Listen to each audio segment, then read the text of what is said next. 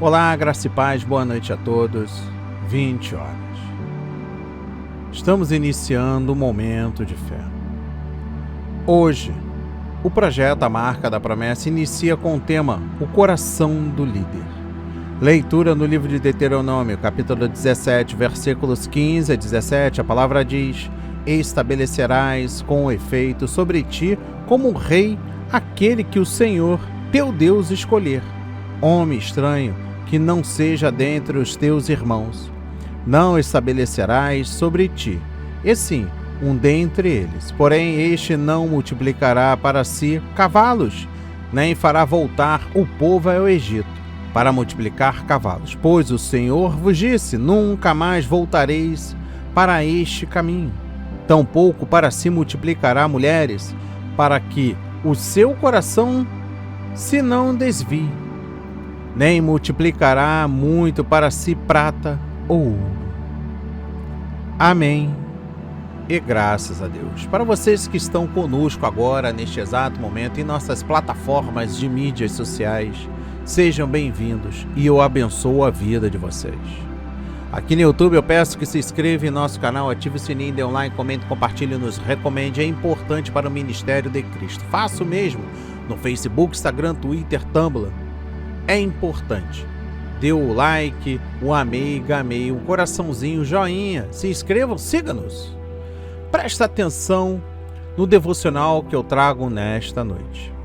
Embora essas palavras tenham sido ditas a Moisés há quase 4.000 anos, os conceitos que contém não perderam seu caráter racional.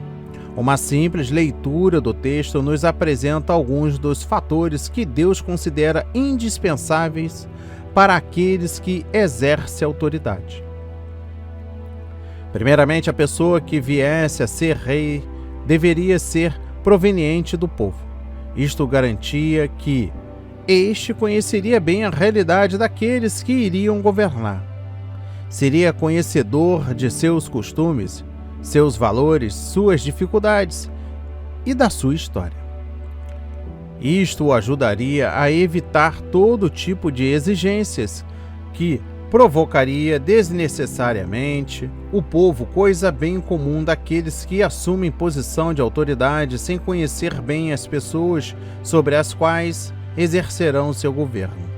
Muitas vezes, um pastor novo introduz mudanças que acabam gerando mal-estar nas pessoas da congregação que pretende pastorear. Para todo aquele que está investido de autoridade, é fundamental que conquiste o respeito e a boa disposição dos seus liderados.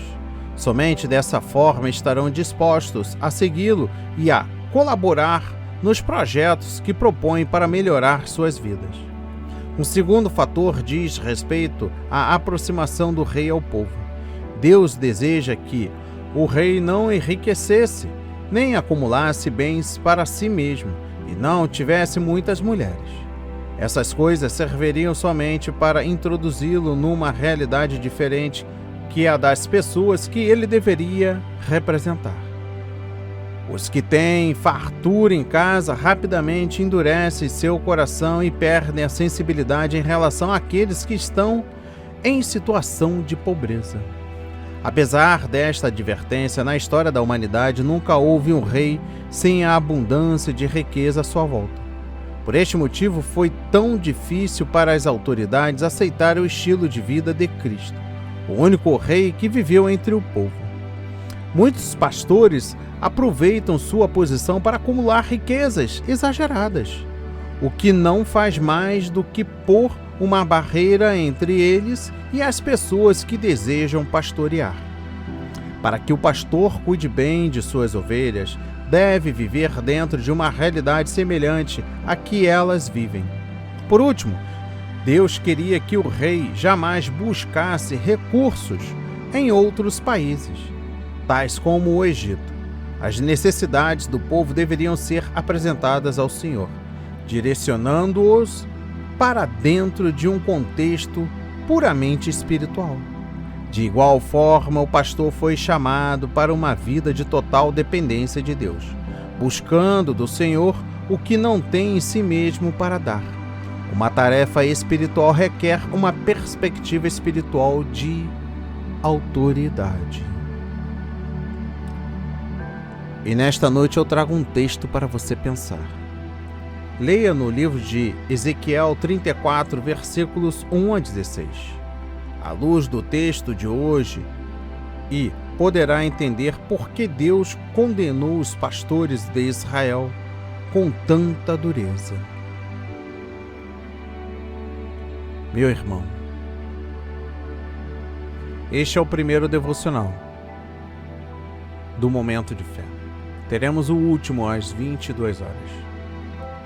Mas eu gostaria de aproveitar este momento para externar algo valoroso. O mundo hoje está tão egoísta que o seu filho ao lado está lhe pedindo socorro. Você está atento às pornografias, às conversas desvirtuadas, palavras obscenas, fofocas, contendas, discórdia.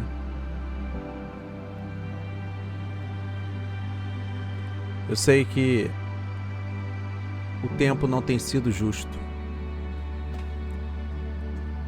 mas saiba que Deus conhece o nosso coração.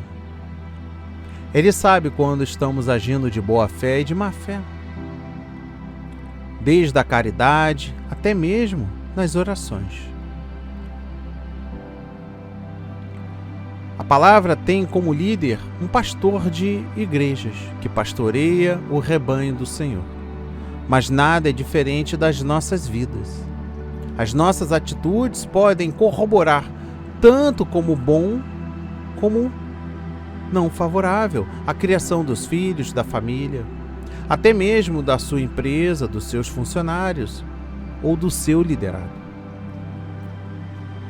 Quando estamos diante de algumas dificuldades da vida, não tente resolver sozinho, mas apresente ao Senhor. A história, a própria Bíblia nos conta que cada um que procederam segundo a sua vontade não acabou bem. Por sorte, eram fiéis a Deus e rapidamente perceberam que estava errado. Mas parece que, ao passar do tempo, o povo ficou tão cego que, mesmo pecando contra Deus, continua ainda exercendo o seu posto de pecado, sem medo e se aventurando por este mundo errante.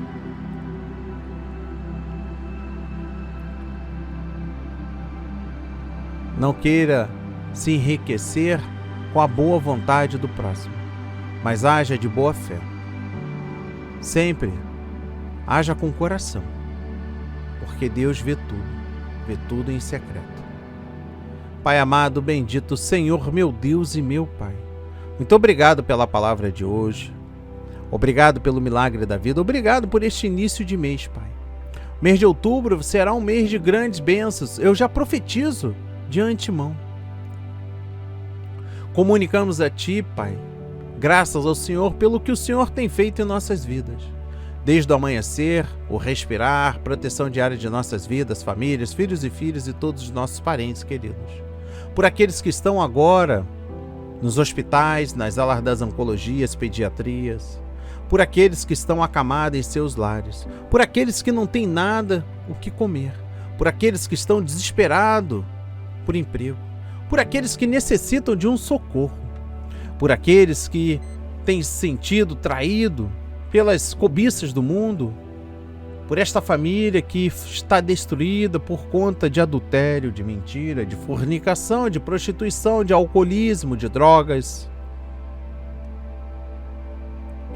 Jesus, toda a honra e toda a glória seja dada a Ti, meu Pai.